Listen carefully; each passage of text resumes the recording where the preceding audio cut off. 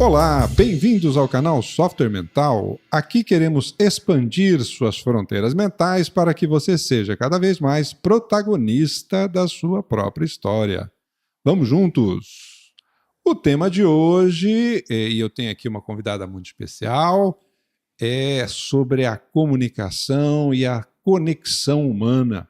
Como é que a gente pode estabelecer essa relação mais próxima, uma vez que os dois fatores são abundantes no mundo hoje, mas nem sempre com aquela qualidade que a gente gostaria, né?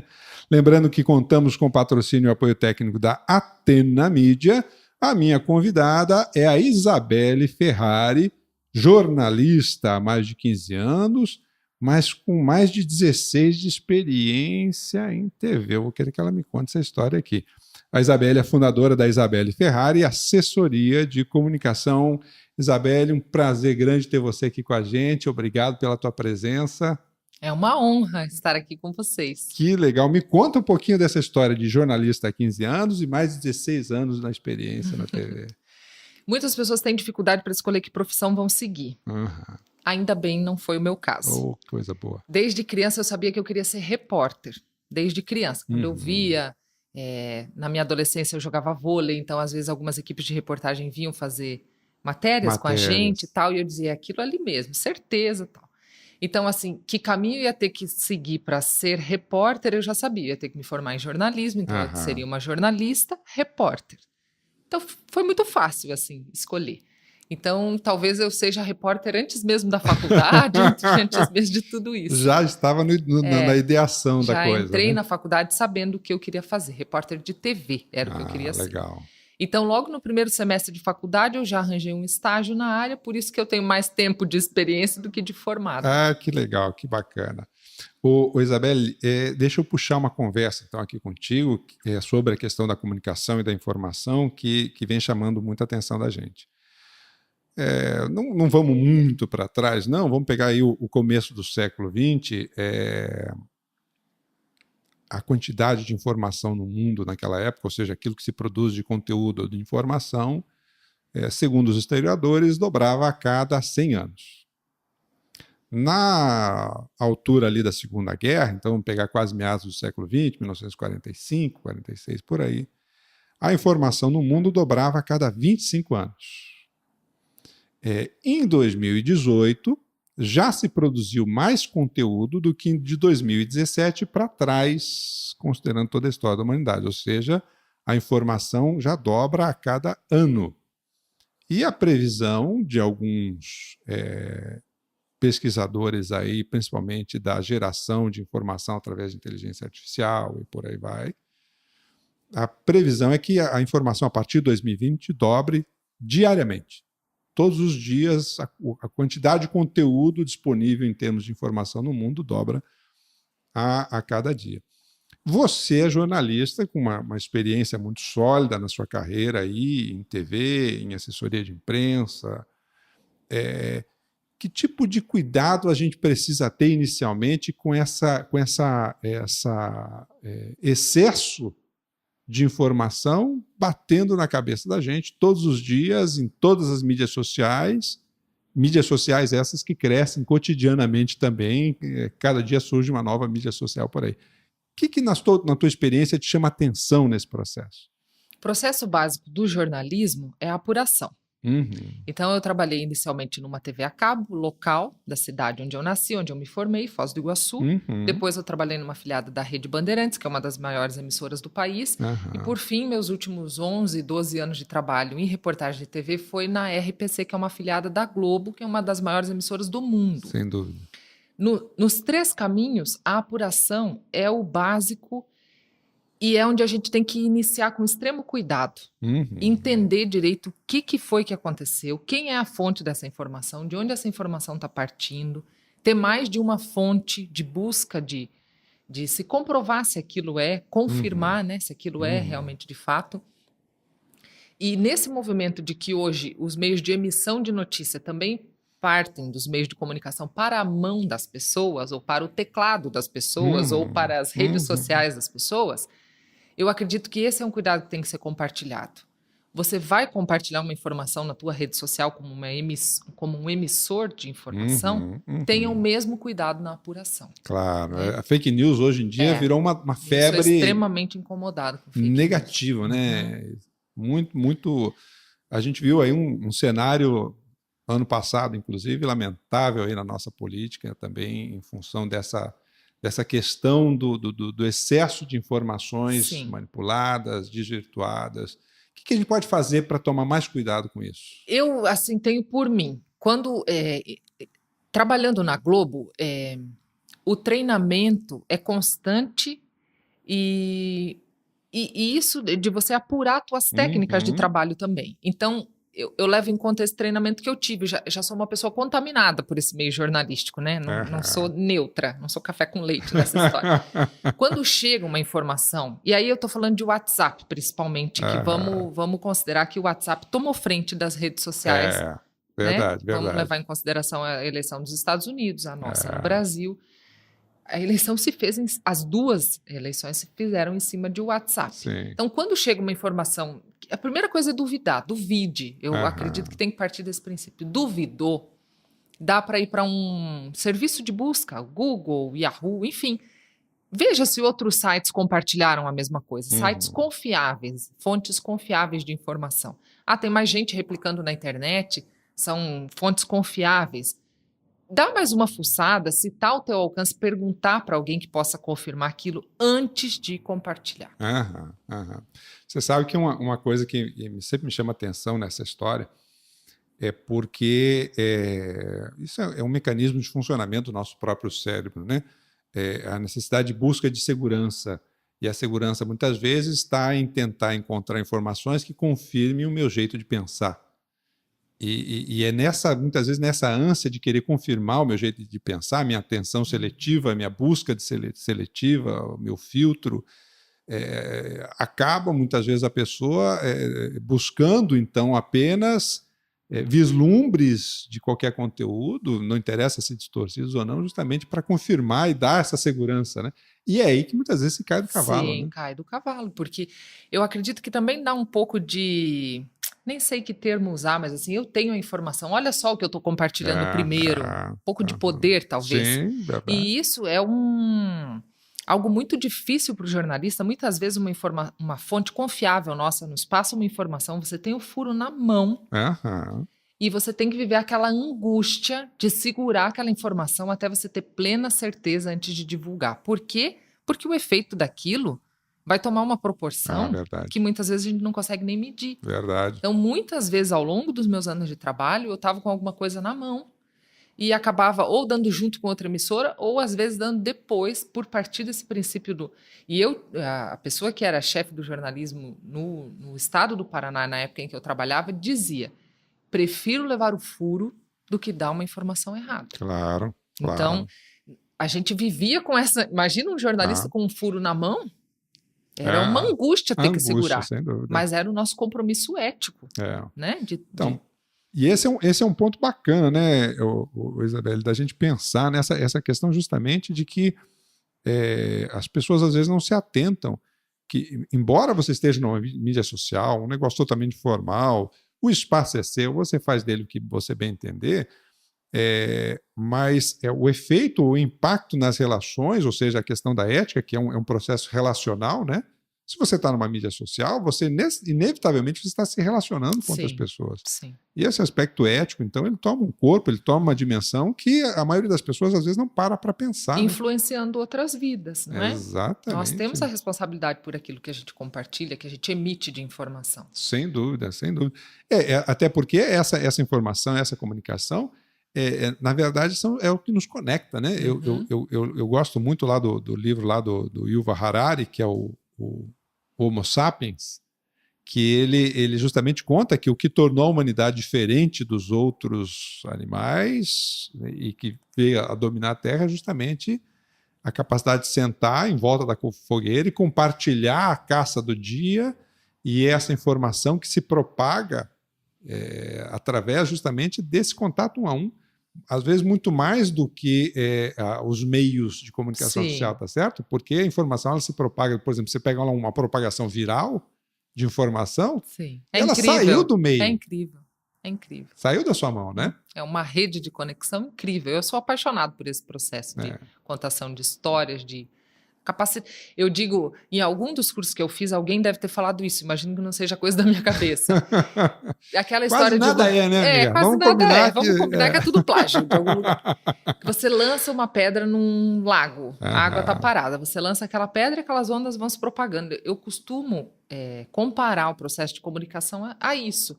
Eu não sei até quando vai reverberar aquilo, sabe? É verdade. Então, e de fato, hoje com as redes sociais, a gente não sabe mesmo a vida de quem vai ser afetado. É isso mesmo. Então, na hora de lançar a pedra, tem que segurar na mão, pensar quanto pesa, onde é que eu vou acertar isso. É bom tomar cuidado, né? Que legal.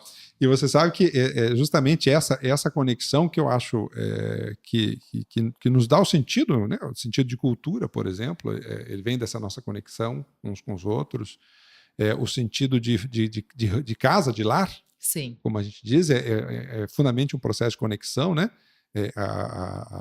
A segurança que ela vem justamente da confiança que se estabelece nessas conexões, sim, isso que nos deixa mais seguros, não é isso? Por isso que a gente vive em grupo, por isso que a gente vive em bando. Um dos pontos críticos que a gente discute hoje nessa questão, por exemplo, da comunicação através das mídias sociais é a pessoa se isolar. Então, a solidão é um problema muito grande, né? E, às vezes, o medo dessa solidão faz com que, então, a pessoa, muitas vezes, busque desesperadamente a atenção dos outros, o like, o curtir, não é isso? Uma neura, né? É uma neura. Entra numa neura de... Sem dúvida, sem dúvida. E eu sei que você tem uma história sua que é muito legal sobre essa questão da comunicação e da conexão entre as pessoas. Conta um pouquinho pra gente quem é Dona Nena. A Dona Nena é de Foz do Iguaçu, mas ela podia ser do mundo e deve haver outras Dona Nenas espalhadas pelo mundo. E talvez algo que eu devo atribuir aos meus pais foi sempre essa capacidade de se colocar no lugar do outro, de tentar sentir o que a pessoa está sentindo, imaginar o que ela está imaginando, né? A gente sempre teve uma condição financeira razoável, mas eles sempre nos faziam dar valor ao que nós tínhamos, enfim. Então, nesse processo todo de trabalho que eu tive na TV, eram 2, 3, 4 reportagens por dia. E era um exercício constante disso, né? De se colocar no lugar do outro, tentar imaginar o que ele está sentindo. Acontecia aqui na nossa região, é uma região de fronteira com Brasil e Paraguai, então, especialmente em relação ao Paraguai, muito contrabando, tráfico. E quando a gente ia registrar, quer dizer, aquilo está errado, mas o que essa pessoa está sentindo? Era todo o dinheiro que ela tinha, investiu naquilo. Perfeito. Então, era diariamente esse exercício. E aí, respondendo sobre a Dona Nena, que você me perguntou, numa oportunidade, depois que eu já tinha saído da TV, uma pessoa me pediu para ir registrar essa história da Dona Nena, que é uma senhora analfabeta, 65 anos ela tinha, em 2016, quando eu a conheci. E a Dona Nena já tinha sido impedida de estudar, primeiro pelo pai, porque o pai considerava assim, mulher estudar para quê? Para escrever carta para namorado? Então não precisa estudar, vai trabalhar. Depois o marido, mesma coisa, vai estudar para quê? Só precisa cuidar da casa, dos filhos, não precisa estudar. Depois do falecimento do pai e depois que ela se separou do marido, ela resolveu estudar já com 60 e poucos anos. Procurou o EJA, que é a Educação de Jovens e Adultos, só que ela não conseguia se conectar com aquele sistema. Olha. Então, eu conheci a Dona Nena sentada numa cadeira pequenininha, mentira, adaptaram para ela uma cadeira e uma carteira em tamanho normal, mas ela estava no meio de um monte de criança, dentro de uma escola municipal do bairro onde ela mora. Olha só. Então, o que aconteceu é que a Dona Nena viu essas crianças no mercado, tendo uma aula de matemática, e ela conseguia entender o que aquela professora estava explicando para aquelas crianças. E ela teve um pensamento muito simples. Bom, se eu consigo entender, é ali que eu tenho que estudar. Você imagina, né? Eu fico pensando aqui, viajando na história aqui, já que você está contando, você imagina o encantamento dela na hora que ela conseguiu entender. Aquela aula, né? E ela já tinha passado 2 ou 3 anos tentando entender alguma coisa numa turma para adultos, mas aquilo não fazia sentido para ela. Que bacana. Então ela foi na escola do bairro e pediu para estudar junto com as crianças. E o conselho escolar se reuniu, a diretora convocou o conselho escolar. Como a dona Nena já era uma voluntária da escola, ajudava nas festas da escola, eles autorizaram que ela estudasse com as crianças. O dia que eu abri a porta dessa sala, que eu enxerguei a dona Nena é uma negra, gorda, usa um lenço colorido na cabeça, roupas coloridas e tal. Olha, me arrepia. É verdade. E ela estava no meio daquelas crianças, um alvoroço na sala. Eu entrei num momento que eles estavam fazendo ditado. Eu disse, isso é conexão. Isso é conexão. Essas crianças entenderam o que ela estava fazendo ali. Estava tudo bem. A professora conseguia dar conta da turma e dela, do entendimento que tinha que ser um pouco diferente para ela. A professora ditava uma palavra e aí ela não entendia, as crianças iam lá, é tal letra, dona Nena, é não sei o quê. Então acabava tendo o reforço ali do que estava sendo ensinado. Que bacana, hein? Enfim, e a dona Nena começou a ser alfabetizada numa escola municipal, né? Numa escola para crianças. E aí eu tirei fotos, peguei uma câmera emprestada, uma câmera fotográfica, tirei fotos, entrevistei a dona Nena, entendi mais ou menos como é que era o contexto, tentei me colocar no lugar dela, falei, gente, de onde ela tirou essa ideia de vir na escola? Ela teve coragem, né? Ela entendeu que aquilo era o que ela precisava e ela teve coragem e deu certo. E aí quando eu escrevi, eu me dei o direito de escrever da maneira como eu achava que seria interessante para as pessoas. Me desprendi um pouco, aquela história do solte um pouco suas amarras. Sim. Né? Me desprendi um pouco das amarras técnicas do jornalismo, que tem que abrir com lead e tal, o verbo tem que estar em tal tempo verbal e não sei o quê. Eu falei, eu vou contar essa história como eu acho que deveria ser contada, como eu contaria para minha mãe. E escrevi assim, e postei no meu perfil do Facebook, nem era fanpage ainda, depois eu lembrei disso, não era fanpage, com as fotos dela. E a repercussão que essa história tomou foi uma coisa assim que, talvez pela minha experiência em TV, eu imaginasse que poderia tomar uma repercussão, mas foi muito além. Ainda hoje, 3 anos depois, pessoas acessam aquela postagem e comentam e compartilham, e talvez por retratar algo da nossa convivência humana, né? Essa história, eu acho essa história fantástica, e tem algumas... Quando você comentou ela comigo aqui nos bastidores aqui, é um negócio que para mim é fantástico, porque não é só o movimento que a dona Nena faz, e não é só nem a repercussão toda que esse caso gerou, né, do desdobramento da informação, da viralização da informação e dessa história, que é uma história fantástica, e tomara que ela possa chegar ao mundo. Sim. Né, porque é um exemplo. Mas é justamente um conceito que a gente trabalha muito aqui no software mental, que é o conceito da abundância, que às vezes a pessoa acha que a abundância é o excesso, é a sobra. Não, a abundância em termos de mentalidade é você buscar com os recursos que tem, fazer o seu melhor e estar feliz com esse melhor que você faz.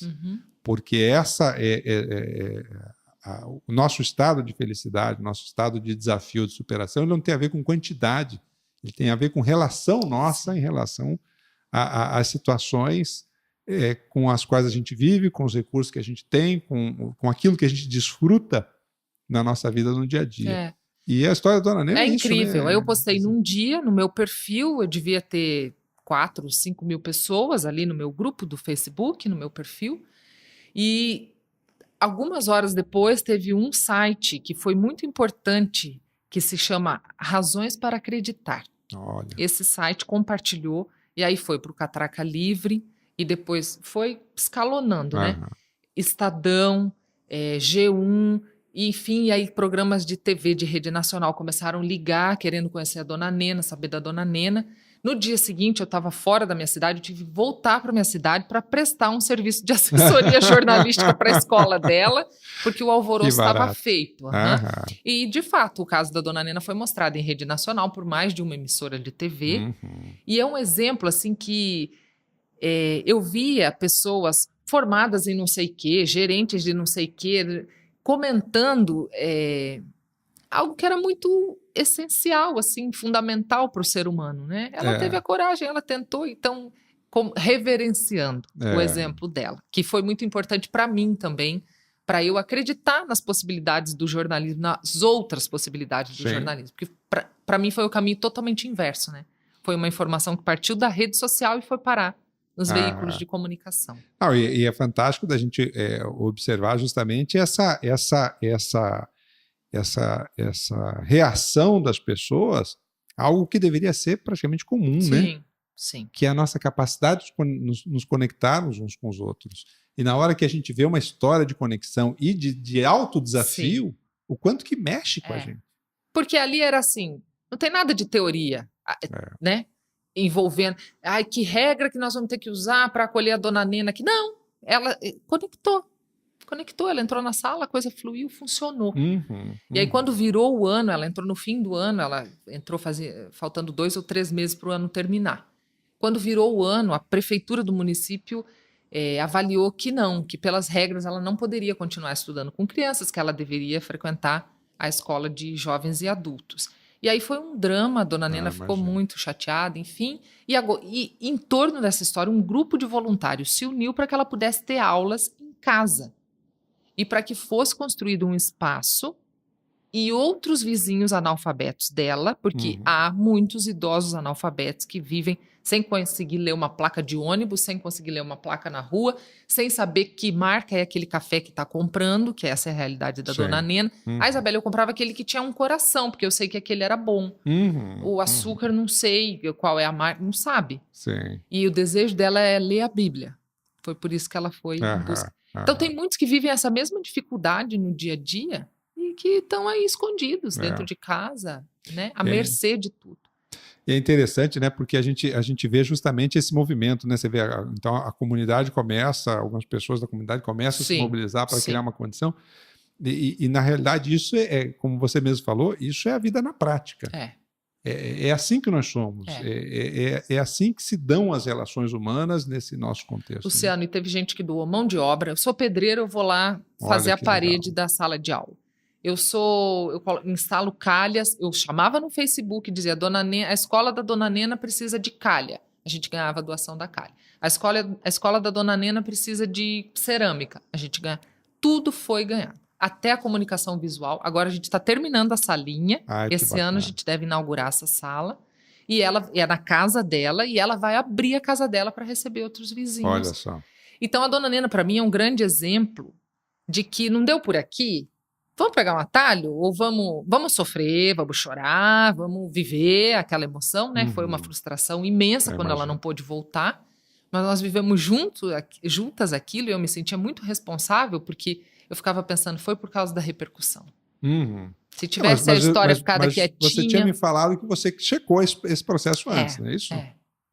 Você verificou, olha, pode acontecer isso. Eu imaginava pela repercussão que tomaria.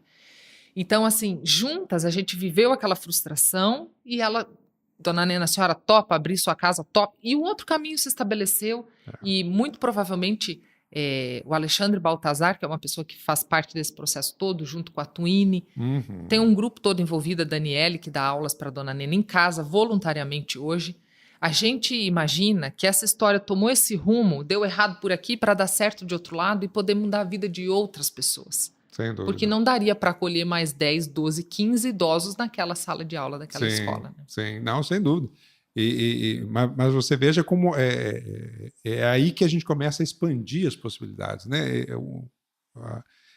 Esse conceito da abundância, na prática, vivenciado, que é da nossa economia atual hoje, que a gente fala muito, pelo menos em termos de teoria, né? A economia compartilhada, a economia colaborativa.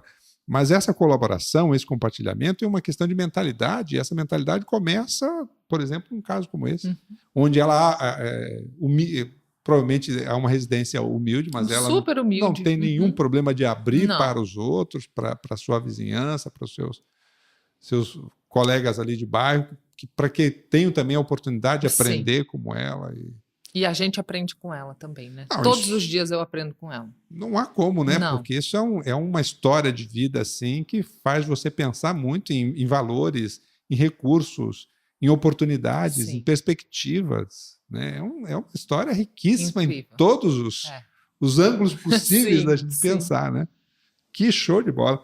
E, amiga, você deve ter, na sua vida jornalística, passado por muitas situações, eu não digo idênticas à dona Nena, mas ocasiões em que havia aí um processo seu de conexão com aquela fonte, Como é que era o exercício que você fazia para lidar com isso no seu dia a dia? Porque você saiu do que você contou para a gente aqui, de uma estrutura mais formal, que inevitavelmente, como qualquer empresa grande, ela tem processos, ela tem sistemas, ela tem um formato de funcionar. Sim. E isso, então, de um lado, você como jornalista na frente da câmera tem que colocar a informação de um jeito, e nos bastidores, como é que era isso para ti? Era muito difícil separar o que tinha que ir para o ar do bastidor para mim, sempre foi. Uhum. Eu levava isso para a redação, compartilhava com os meus colegas e percebia o interesse deles também pelo que estava nos bastidores, entendeu? Então, se eles estavam interessados no bastidor e eles são humanos, quem assiste também. Ah, sem dúvida. Quem assiste também quer saber o que mais tem por trás daquilo. Sim. E tem muito por trás daquilo que aparece nas reportagens. Então, muitos dos personagens das minhas reportagens ao longo desses anos todos viraram meus amigos. Olha que legal. Muitos. Olha que legal. Fazem parte da minha vida até hoje. Diversas situações. Porque não tem como você também passar uma informação, embora ela até tenha um determinado formato, não tem como se... Na verdade, você tem muito mais informação do que você pode passar. Você passa um compiladinho, Exatamente. né? Nós temos a nossa responsabilidade com a prática do jornalismo, que é a imparcialidade. Sim. Você pode ter uma afinidade com um personagem teu, enfim, numa determinada situação. Mas o teu compromisso é sempre mostrar os dois lados, Sim. de maneira equilibrada. Então, mesmo que você... Ali o teu coração diga, nossa, essa história está mais pro lado do fulano. Você tem que ouvir o outro lado e entender qual é o posicionamento do outro lado. Porque normalmente é assim, a gente ouve a versão de um, você fala, gente, ele tá certo.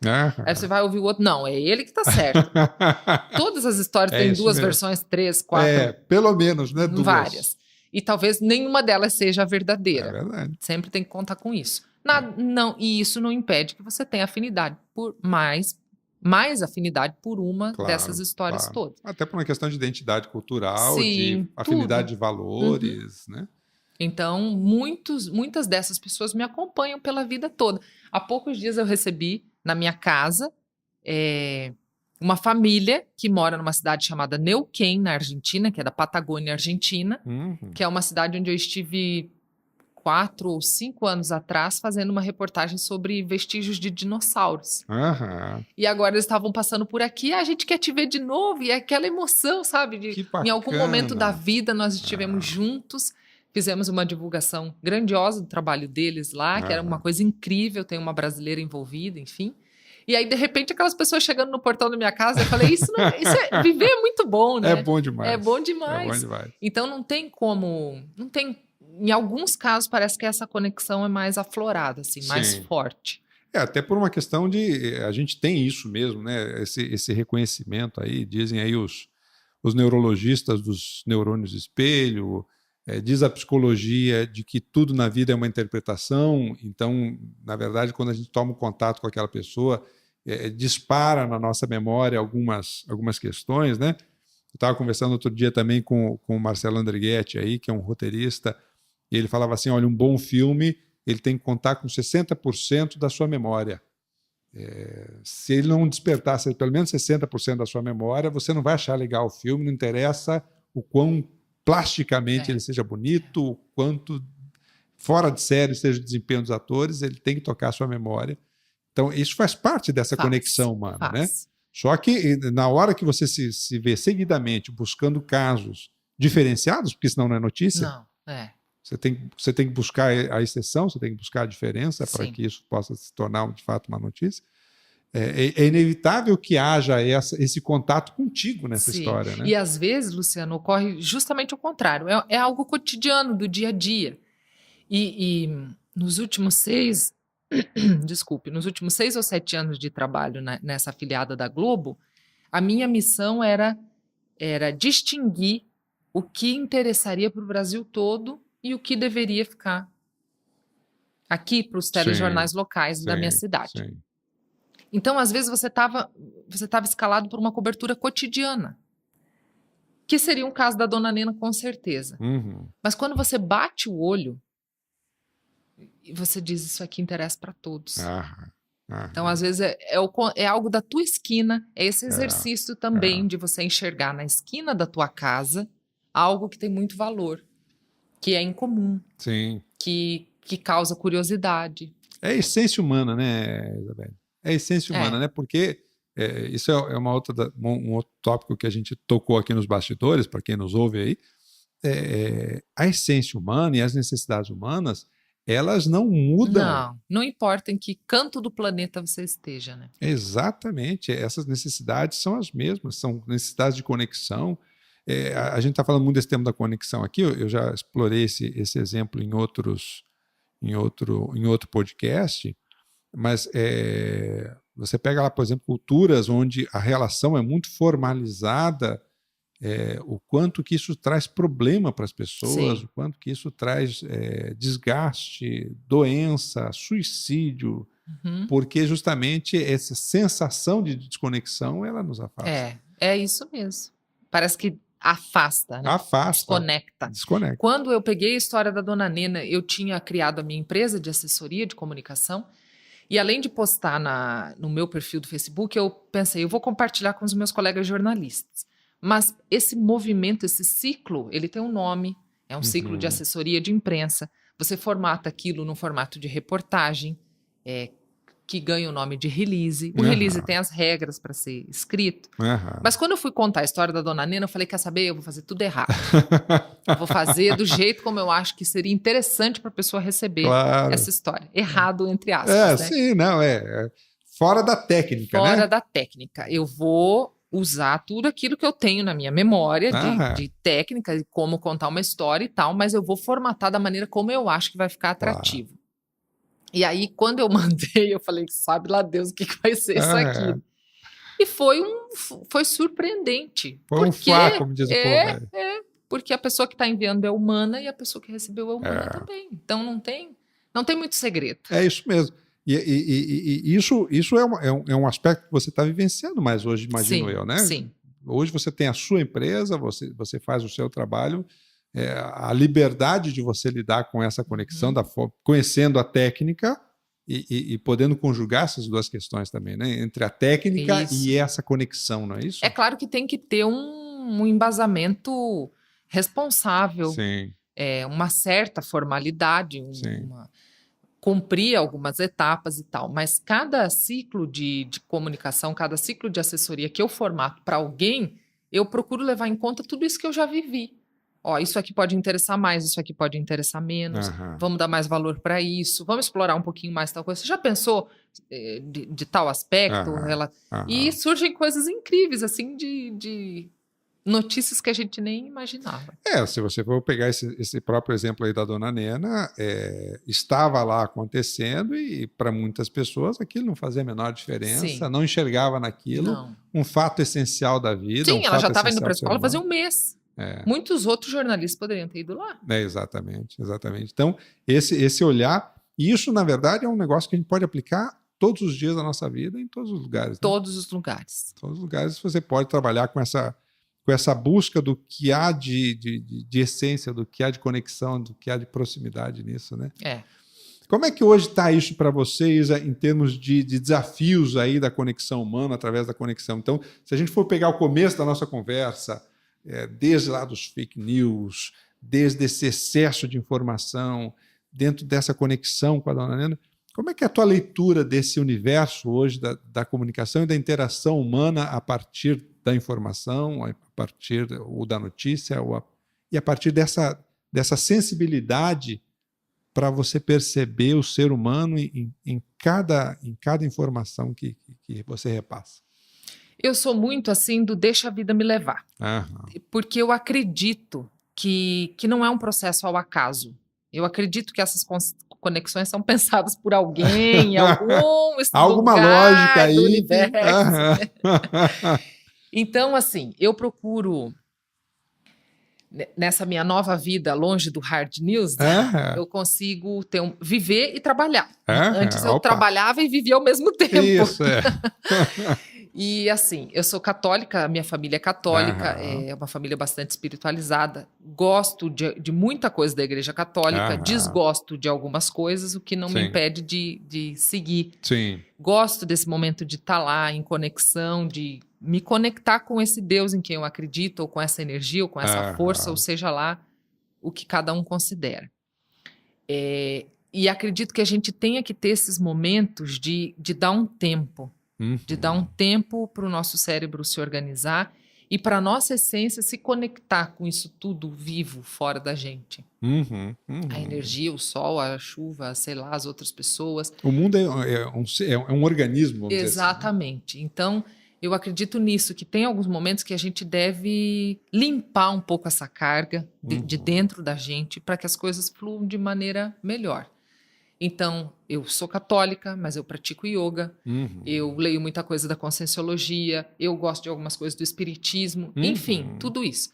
E outro dia eu até contei para um colega, eu falei, eu não sei porquê, mas nessa minha nova fase, cada vez que eu preciso escrever um texto, ou um release, ou não sei o quê, eu preciso me conectar, eu faço a minha oração, eu acendo uma vela. Mas de onde você tirou isso, Isabela? Eu falei, não sei, parece que ilumina melhor minha cabeça. Mas isso é um ritual. Não, não é nada, eu acendo uma vela, tipo, vai ficar tudo mais claro agora.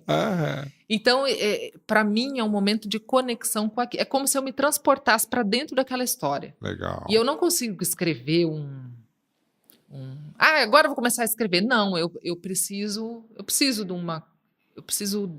deixar que essa história entre em mim e vice-versa, que eu faça parte dela, que eu consiga entender o que aquela pessoa está sentindo e expressar talvez um pouco do que é um ritual, acho que é um ritual. Mas eu diria que tem um conceito de empatia prático aí nessa tua descrição aí, que é fantástico da gente observar, né? Porque a empatia, embora seja um conceito que é facilmente entendível, é vocês colocar no lugar do outro, entendi. Não é tão fácil assim. Você realmente, para fazer isso, você tem que abrir mão das suas defesas todas. Preconceitos, a sua percepção de mundo.